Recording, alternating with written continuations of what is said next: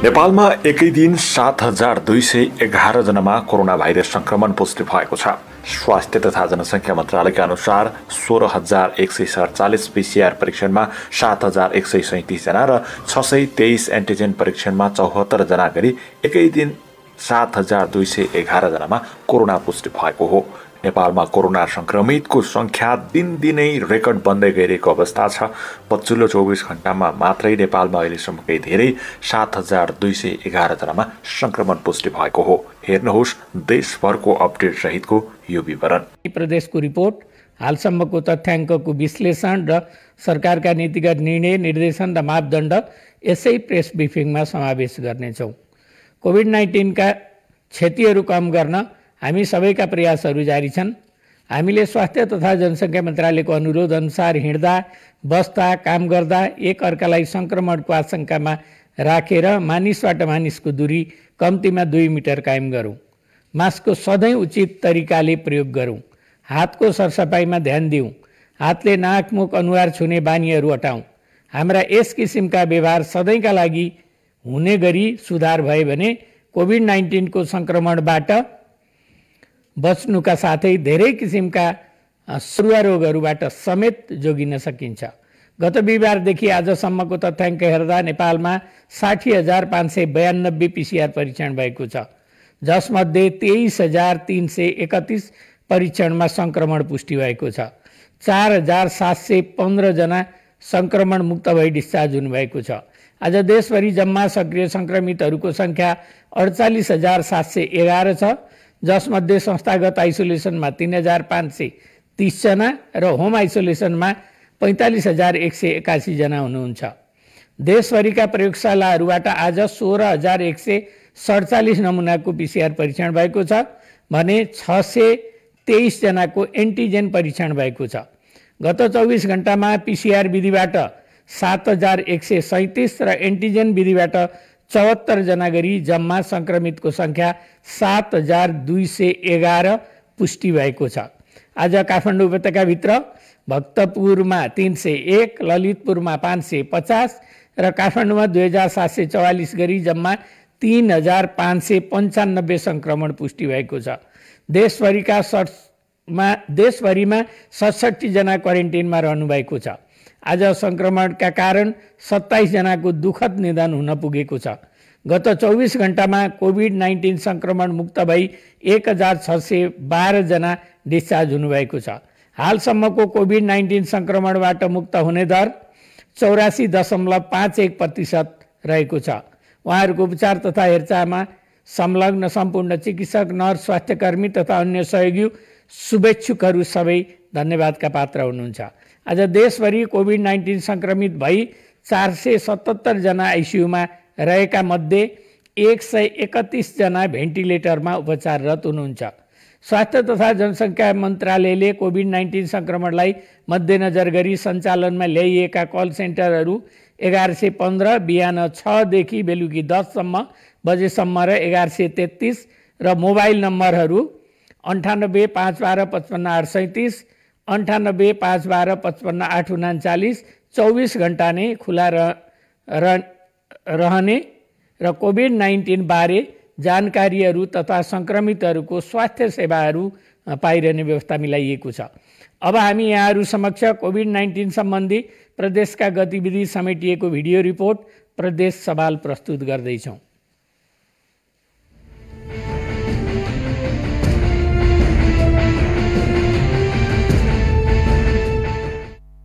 Corona virus संक्रमण फैलिने क्रम जारी छ।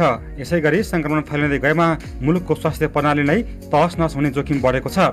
पछिल्ला दिनमा दैनिक 5,000 भन्दा बढी कोरोना भाइरसका संक्रमितहरू पहिचान हुन थालेका छन्। संक्रमित मात्र बढेका होइनन्, गम्भीर अवस्थामा पुगेर भर्ना हुने र मृत्यु हुने दर पनि बढेको छ। यसलाई सामान्य रूपमा लिन नहुने चिकित्सकहरू बताउँछन्। यस्तो अकस्मात र यति र्यापिड मुभमेन्टमा र यति लार्ज स्केलमा आइदियो कि हामीलाई चाहिँ म्यानेज गर्ने नै गाह्रो भयो। एकातिर नन कोभिडको बिरामीहरू उत्तिकै छ, पुरै हस्पिटलभरि नन कोभिड बेडहरूमा नन कोभिडको बिरामीहरू भर्ना छ भने अर्कोतिर ठुलो मात्रामा कोभिडको पेसेन्टहरू आइदियो अनि म्यानेज गर्न एकदमै सुरुमा गाह्रो नै भयो। तर अब बिस्तारै बिस्तारै अब ट्र्याकमा जाँदैछ।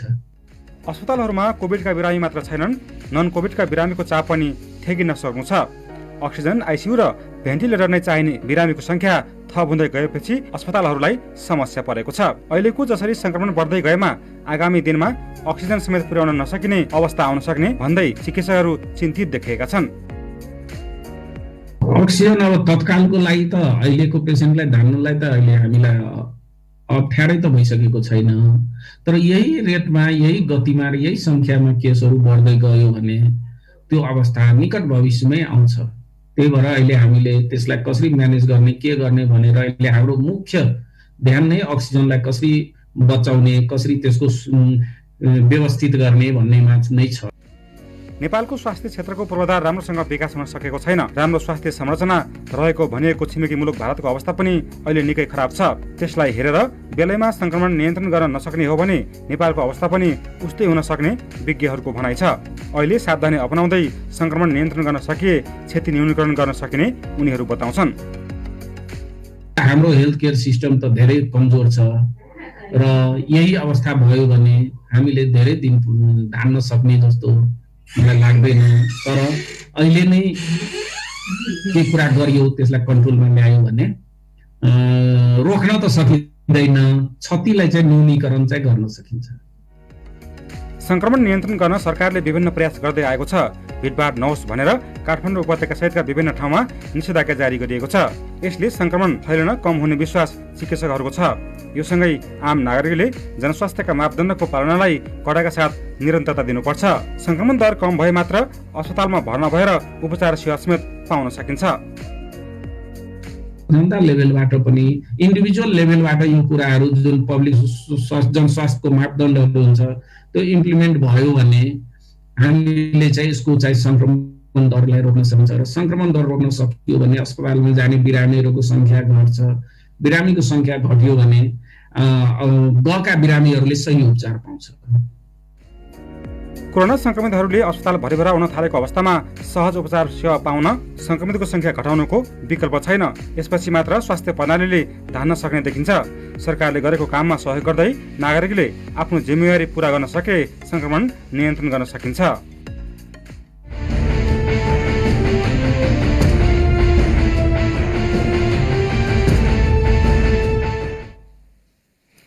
अब हामी यहाँहरू समक्ष हामी समक्ष डाक्टर विराज कर्मचारीले आफ्नो कुराहरू राख्नुहुन्छ। नमस्ते। गएका हप्ताहरूमा चाहिँ यो हप्ता पनि हामीले कोभिड-19सँग सम्बन्धित केही नयाँ जानकारीहरू लिएर आएका छौँ। बितेका हप्ताहरूमा हामीले विशेषतः नेपाल र अरू देशहरू बीच कोरोना सङ्क्रमण कस्तो भइरहेछ भनेर धेरै तथ्याङ्कहरू प्रस्तुत गरेका थियौँ। आजको प्रस्तुतिमा भने विशेषतः नेपालभित्र नै कसरी फैलिरहेको छ भनेर अलिकति प्रश्न पार्न चाहन्छु। अघिल्लो हप्ताको तुलनामा यो हप्ता कोभिड सङ्क्रमितको सङ्ख्या 136.8%ले बढेको देखिएको छ। यो भन्नुको अर्थ गएको हप्ताभन्दा यो हप्ता 2 गुणाभन्दा ज्यादाले सङ्क्रमितहरूको सङ्ख्या नेपालमा बढेको छ। यो विश्वमा एकदमै चाँडै सङ्क्रमितहरूको सङ्ख्या बढिरहेको देशहरूमध्ये नेपाल पनि पर्दछ भनेर यसले प्रश्न पार्दछ। अब नेपालभित्र यो कसरी फैलिरहेको छ त्यो पनि बुझ्नु एकदमै आवश्यक छ। यो चित्रमा तपाईँले देख्नुहुन्छ कि नेपालका विभिन्न प्रदेशहरूमा कसरी सङ्क्रमितको सङ्ख्या बढिरहेको छ। अघिल्लो हप्ताको तुलनामा यो हप्तामा लुम्बिनी प्रदेशमा झन्डै 233%ले सङ्क्रमितहरूको सङ्ख्या बढेको छ भने कर्णालीमा 216%, सुदूरपश्चिममा 184%, गण्डकीमा 109, बागमतीमा 183, प्रदेश 1मा 174 र प्रदेश 2मा 111%ले सङ्क्रमितहरूको सङ्ख्या बढेको देखिएको छ। सङ्क्रमितहरूको सङ्ख्या गएका महिनाहरूमा कसरी वृद्धि भएको छ भनेर यो ग्राफमा हेर्दा पनि हामीले के देख्छौँ भने हरेक प्रदेशमा गएको 1 महिनाभित्रमा सङ्ख्या अत्याधिक रूपमा विगतमा भन्दा बढेको देखिन्छ। यो सङ्ख्याले मात्रै समस्याको सम्पूर्ण इन्फर्मेसन अथवा जानकारी प्रदान गर्दैन। हामीले अर्को याद गर्नुपर्ने कुरा टेस्ट पोजिटिभिटी रेट अथवा टेस्ट पोजिटिभ हुने दर के छ भनेर हेर्नुपर्दछ। यसमा हामीले के देख्छौँ भने प्रदेश 1मा गरिएका पिसिआर गरिएका टेस्टहरूमा झन्डै 23.5% पोजिटिभ थिए। प्रदेश 2मा 35.7%, बागमती प्रदेशमा 25.9%, गण्डकीमा 32.8%, लुम्बिनीमा 61.3%, कर्णालीमा 67.9% र सुदूरपश्चिममा 36%ले टेस्ट पोजिटिभिटी देखिएको थियो। यसले के जानकारी देखाउँछ भने अहिले सङ्क्रमितको सङ्ख्या जति देखिएको छ हामीले त्योभन्दा धेरै गुणा सङ्क्रमितहरू जसको पिसिआर गरिएको छैन ती सङ्क्रमितहरू समुदायमा छ भन्ने देखाउँदछ। खास भन्ने हो भने टेस्ट पोजिटिभिटी दर लगभग 5% भन्दा मुनि हुनुपर्दछ। त्यही भएर यो अहिले जुन टेस्ट पोजिटिभिटी दर देखिएको छ विभिन्न प्रदेशहरूमा यो अत्याधिक रूपमा धेरै हो र यसको अर्थ हामी सबैले बुझ्नुपर्ने अहिले देखिएका सङ्क्रमितहरूको सङ्ख्याभन्दा निकै गुणा ज्यादा सङ्क्रमितहरू समुदायमा छन्। यो ग्राफमा यहाँहरूले तुलनात्मक रूपमा विभिन्न प्रदेशमा टेस्ट पोजिटिभिटी के छ भनेर देखिन्छ। यसमा सबैभन्दा टेस्ट पोजिटिभिटी धेरै कर्णाली र लुम्बिनीमा देखिएको छ भने सबभन्दा कम प्रदेश 1 र बागमतीमा देखिएको छ। यो भन्नुको अर्थ कम भएका प्रदेशहरू अब ढुक्क भएर बस्ने भनेर होइन कि अब आउँदा दिनहरूमा यी बाँकी प्रदेशहरूमा पनि बिस्तारै यो अहिलेको टेस्ट गर्ने सङ्ख्या नबढाएको खण्डमा यसरी नै टेस्ट पोजिटिभिटी दर बढ्दै जाने सम्भावना हुन्छ। त्यस्तै अर्को एकदमै महत्त्वपूर्ण कुरा यी विभिन्न प्रदेशहरूमा कोभिड-19 कतिको चाँडै फैलिरहेको छ त। सालाखाला एक कोभिड बिरामीले कतिजना अरूलाई सङ्क्रमित पारिरहेको छ त भन्ने दर यो ग्राफमा देखिन्छ। यसमा हामी के देख्छौँ भने लुम्बिनी प्रदेशमा सालाखाला एक व्यक्तिबाट झन्डै 2.9 जना, कर्णालीमा सालाखाला 2.4 जना गरी अरू पनि विभिन्न प्रदेशमा यी विभिन्न सङ्ख्याहरू हामी देख्दछौँ। कोभिड-19 फैलिने दर यसले स्पष्ट रूपमा देखाउँछ। हामीले यो पनि बुझ्नु आवश्यक छ कि देशभित्र पनि कोभिड फैलिने दर र कोभिड सङ्क्रमितहरूको सङ्ख्या विभिन्न प्रदेशमा विभिन्न समयमा बढ्ने गर्दछ। हाम्रा पोहोर सालको तथ्याङ्क हेर्दाखेरि पनि के देख्छौँ भने सबैभन्दा पहिला सीमावर्ती क्षेत्रका जिल्लाहरूमा कोभिड सङ्क्रमितको सङ्ख्याहरू बढ्दै आउने र पछि गएर अरू जिल्लाहरूमा र अरू प्रदेशहरूमा पनि फैलिएको भन्ने कुरा गत सालको हाम्रो अनुभवले पनि देखाउँछ। त्यही भएर अझै पनि यी बाँकी प्रदेशहरूमा पनि यसै किसिमले यो फैलिने दर वृद्धि हुन्छ भन्ने हामीले मान्नु पर्दछ। यसको अर्थ अब हामी के गर्ने त? हामी के यो युद्ध हारिसकेका छौँ त? कि हामी अब सम्हाल्नै नसक्ने अवस्थामा पुगिसकेका हौँ त? यो कुरा सोच्दाखेरि हामीले के याद गर्नुपर्छ भने अहिले यो बल्ल सुरुवात हो र अहिले नै यदि हामीले केही महत्त्वपूर्ण कामहरू केही महत्त्वपूर्ण निर्णयहरू गरेनौँ भने आउँदा दिनहरूमा धेरै जटिल समस्याहरू सामना गर्नुपर्दछ। तर अहिले हामीले केही ध्यान पुर्याएको खण्डमा अझै पनि आउने दिनहरूमा हामीले धेरै भयावह समस्या आउनुबाट जोगाउन सकिन्छ र हजारौँको सङ्ख्यामा ज्यान जोगाउन सक्ने अवसर हामी सबैको हातमा छ। यसो नगरेको खण्डमा आउने दिनहरूमा विभिन्न यो तथ्याङ्कको हिसाब गर्दाखेरि प्रतिदिन झन्डै 149 जनासम्मको मृत्यु हुन सक्ने भन्ने कुरा अनुमान लगाउन सकिन्छ। यो तथ्याङ्क अमेरिकामा रहेको institute of health matrix and evaluation IHME को तथ्याङ्कबाट निकालिएको हो। अब के गर्ने त हामीले? पहिलो कुरा अहिले जुन निषेधाज्ञा ठाउँ ठाउँमा लगाइएको छ यो निषेधाज्ञाले अहिले भएको सङ्क्रमणलाई केही हद कम गर्नको लागि धेरै महत्त्वपूर्ण जानकारी प्रदान गर्दछ। यसले सहयोग गर्दछ। यसमा हामी सबै घरमा बसौँ, अत्यावश्यक काम नपरेसम्म बाहिर ननिस्कौँ र जनस्वास्थ्यका सावधानी उपायहरू अपनाउने काम गरि नै रहौँ। यसो गर्दाखेरि समुदायमा भइरहेको सङ्क्रमण फैलिने चाहिँ कम हुन्छ। तर यसमा अझ थप विचार नपुर्याएको खण्डमा घरभित्र र आफू बीच सङ्क्रमण बढ्ने सम्भावना भने हुन्छ। त्यसैले यदि कुनै पनि परिवारमा ज्वरो, खोकी, टाउको दुख्ने, शरीर दुख्ने र अन्य कोभिड लक्षण देखिएको खण्डमा आफूले आफैलाई छुट्याएर बस्ने र कोभिड परीक्षण गर्न गइहाल्नु पर्दछ। कोभिड परीक्षण नगरेको खण्डमा आफूबाट अरू व्यक्तिहरूमा पनि सङ्क्रमण सर्ने सम्भावना हुन्छ। त्यही भएर आउँदा दिनहरूमा कोभिड परीक्षण समयमा नै गरेको खण्डमा यो रोग फैलिनबाट हामीले धेरै बचाउन सक्दछौँ। शङ्का लागेमा समयमा नै कोभिडको जाँच गर्ने हो भने समयमा नै सम्पर्कमा आएकाहरूलाई पत्ता लगाई सङ्क्रमणको चेन ब्रेक गर्न सकिन्छ। र अर्को कुरा आफूलाई कोभिड सङ्क्रमण छ भन्ने कुरा टेस्टबाट थाहा भएको खण्डमा केही गाह्रो भएको खण्डमा समयमा नै उपचार लिन गई यो मृत्युको जोखिमबाट पनि बच्न सकिन्छ। अर्को महत्त्वपूर्ण कुरा हामीले बुझ्नुपर्ने के छ भने अहिले झन्डै देशमा लगभग 50,000 हाराहारीमा सङ्क्रमितहरू छन् र झन्डै 45,000 हाराहारीमा होम आइसोलेसनमा बसिरहेका छन्। सङ्क्रमणलाई थप नफैल्याउनको लागि एकदमै ठुलो भूमिका सङ्क्रमितहरू आफैले खेल्न सक्छन्। कसरी त? आफ्नो सम्पर्कमा आएका कन्ट्याक्ट्सहरूको यदि हामीले नै ट्रेसिङ गरेर उहाँहरूलाई मेरो आफ्नो टेस्ट पोजिटिभ आयो, तपाईँहरूसँग मेरो धेरै नजिकमा सम्पर्क भएको थियो, त्यही भएर समयमा नै टेस्ट गर्नु भएर आवश्यक सावधानी लिनुहोस् र टेस्ट नगरुन्जेल क्वारेन्टाइनमा बस्नुहोस् भनेर सरसल्लाह दिन सकेको खण्डमा आफूबाट फैलिन सक्ने सर्न सक्ने व्यक्तिहरूबाट थप समुदायमा सङ्क्रमण हुने जोखिम घटाउन सकिन्छ।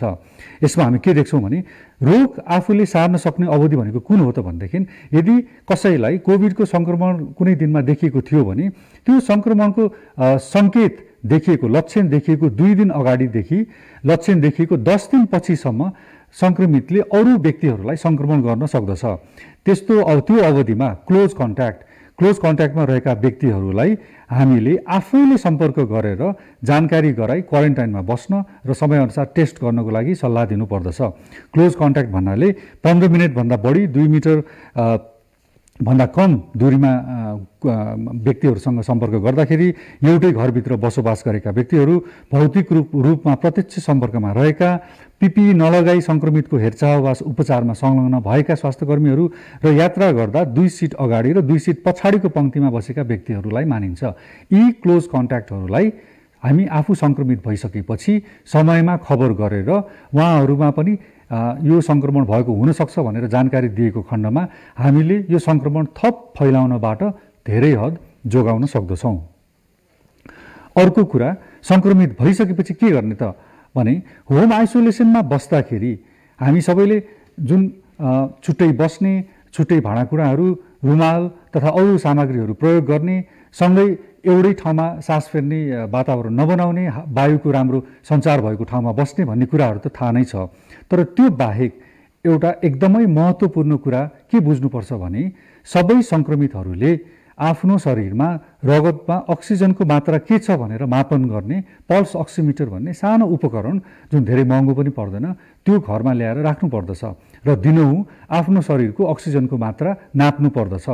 अक्सिजनको मात्रा 92 अथवा त्योभन्दा कम भएको खण्डमा तुरुन्तै स्वास्थ्यकर्मीलाई सम्पर्क गरेर स्वास्थ्य केन्द्रमा जानु पर्दछ। यसरी सुरुको अवस्थामा गाह्रो हुन थालेको सुरुको अवस्थामा स्वास्थ्य केन्द्रमा गएको खण्डमा कोभिड बिरामीहरूलाई सजिलैसँग उपचार गरी घर फर्काउन सकिन्छ। तर होइन, धेरै गाह्रो भएपछि मात्रै स्वास्थ्य कर्मीहरूलाई सम्पर्क गरौँला, अस्पताल जाउँला भनेर बस्दाखेरि जटिल समस्याहरू आइसक्छ र बचाउन पनि गाह्रो हुन्छ। हामी सबैलाई के लाग्छ भने कोभिड सङ्क्रमितहरू अस्पताल जाने भनेको आइसियु भर्ना हुनुको लागि नै हो कि भनेर। वास्तवमा त्यो होइन। गाह्रो हुन सुरु हुने बित्तिकै अस्पताल पुग्न सके सजिलोसँग उपचार गर्न सकिन्छ। सबै सङ्क्रमितहरूलाई आइसियुको सुविधा चाहिँदैन। सुरुको अवस्थामा गएको खण्डमा साधारण अक्सिजन र केही औषधिहरू केही दिन चलाएको खण्डमा धेरैजसो बिरामीहरू त्यसबाट नै निको भई राम्रोसँग घर फर्किन सक्दछन्। ढिलो पुगेको खण्डमा भने यो रोग जटिल भएर अझै बढी उपचारमा गाह्रो हुन आउँदछ। नेपालमा अहिले विभिन्न अस्पतालहरूमा बेड नपुगेर बिरामीहरूलाई धेरै दुःख भएका कुराहरू हामीले समाचारहरूमा देखेकै छौँ। यो चित्रमा पनि यहाँले देख्नुहुन्छ दाङ तुलसीपुर स्थित कोरोना विशेष अस्पतालमा बाहिरै राखेर बिरामी उपचार गर्नुपर्ने बाध्यता आएको छ। अहिले हामीले अब केही नयाँ प्रयासहरू नगरेको खण्डमा आउँदा दिनहरूमा अहिलेका कोभिड अस्पतालहरूमा यही समस्या आउँछन् भन्ने कुरा निश्चित छ। यसको लागि के गर्न सकिन्छ त? के अब हामीले थप गर्न बाँकी केही पनि नरहेको हो त? यो अवश्य पनि होइन। कोभिड केस व्यवस्थापनको तयारीमा अझै स्वास्थ्यकर्मीहरू र स्वास्थ्य संस्थाहरू आफ्नो तवरले जुट्न सकिन्छ। कोभिडका साधारण सङ्केत भएका बिरामीहरूलाई उपचार गर्नको लागि धेरै विशेषज्ञ भएका अस्पतालहरू नै चाहिन्छ भन्ने छैन।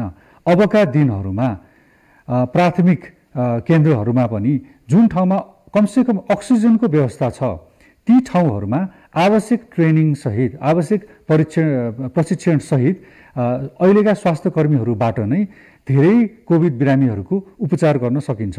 यसो गरेको खण्डमा विशेषज्ञ सेवा चाहिने एचडियू आइसियू जस्ता सुविधा सम्पन्न अस्पतालहरू चाहिने ठाउँमा धेरै थोरै बिरामी मात्र पठाए पुग्दछ। त्यही भएर प्राथमिक स्वास्थ्य केन्द्र तथा अरू अस्पतालहरूमा पनि यदि अक्सिजनको व्यवस्था मिलाउन सकिन्छ भने हामीले बिस्तारै कोभिडसँग सम्बन्धित बिरामीहरू, जटिल नभएका बिरामीहरूको उपचार गर्न थाल्नु पर्दछ। यसको लागि स्वास्थ्यकर्मीहरूलाई आवश्यक प्रशिक्षण तथा पिपिईको पर्याप्त मात्रामा प्रबन्ध र उचित प्रयोग गर्ने गराउन सकिन्छ। यही सिलसिलामा स्थानीय तहको पनि निकै ठुलो भूमिका छ। पहिलो कुरा, परीक्षणको क्षमता वृद्धि गर्नुपर्दछ। यदि समुदायमा सङ्क्रमितहरूको पहिचान नै भएन भने सङ्क्रमण फैलाउनबाट जोगाउन सकिन्न र जतिसुकै लामो लकडाउन गरे पनि त्यसले धेरै ठुलो परिवर्तन ल्याउन नसक्न सक्छ।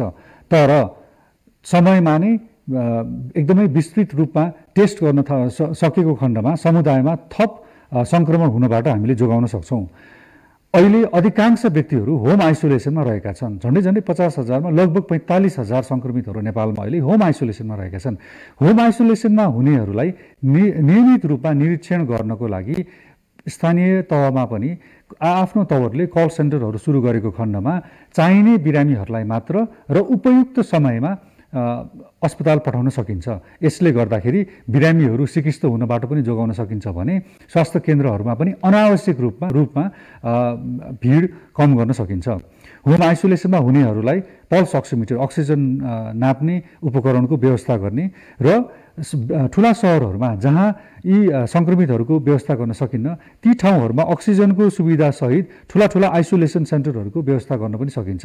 यसरी विभिन्न सहरहरूमा आइसोलेसन सेन्टरहरू थोरै दिनको अन्तरालमा नै स्थापना गरेका उदाहरणहरू विश्वभरि प्रशस्त छन्।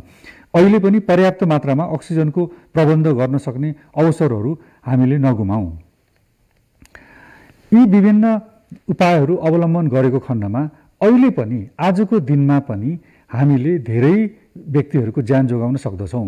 गाह्रो साह्रो पर्दाखेरि नेपाली समुदाय सधैँ एक आपसमा सहयोग गर्नको लागि चुकेका थिएनौँ। अहिले पनि यो समयमा आफ्नो क्षेत्रबाट कुन किसिमले कोभिड-19 को व्यवस्थापनको लागि अघि सर्न सकिन्छ, सबै एकजुट भई लाग्ने हो भने आउँदा दिनहरूमा हामीले धेरै भयावह अवस्था हुनबाट जोगाउन सक्ने अवसर अझै पनि छ। हस्त आजलाई यति नै। आउने दिनहरूमा अरू नयाँ कुराहरू लिएर आउनेछु। धन्यवाद, नमस्ते। अब यहाँहरू समक्ष एउटा अनुरोध रहेको छ। हामी कोरोना सङ्क्रमणको कारण सङ्कटमा छौँ। कोरोना सङ्क्रमितका कारण अस्पतालका बेडहरू करिब भरिसकेका छन्। हरेक दिन कोरोना सङ्क्रमितको सङ्ख्या बढ्दो छ। हालको अवस्थालाई हेर्दा स्वास्थ्यका निकायले मात्र यो महामारी नियन्त्रण गर्न नसकिने हामीले बेला बेलामा भन्दै आएका छौँ। त्यसकारण सङ्घीय, प्रदेश तथा स्थानीय तह सबैको प्रयासले रोकथामका लागि हातेमालो गर्न जरुरी छ। कुनै पनि आकस्मिक अवस्था वा सङ्कटको बेलामा सधैँ सबै राष्ट्र सेवकहरू, निजामती, सशस्त्र प्रहरी, जनपद प्रहरी सबैले आफ्नो तहबाट सेवा गर्दै आएको हामीले देखेका छौँ, भोगेका छौँ, हेरेका छौँ। यसको ज्वलन्त उदाहरण 2072 सालमा गएको भूकम्पको हामीलाई सम्झना नै छ। हाम्रो साना तथा ठुला सीमा नाकामा सधैँ 15 देखि 25 जनासम्म राष्ट्र सेवक, सुरक्षाकर्मी देश र जनताको सेवाका लागि अहोरात्र खटिरहनु भएको हुन्छ।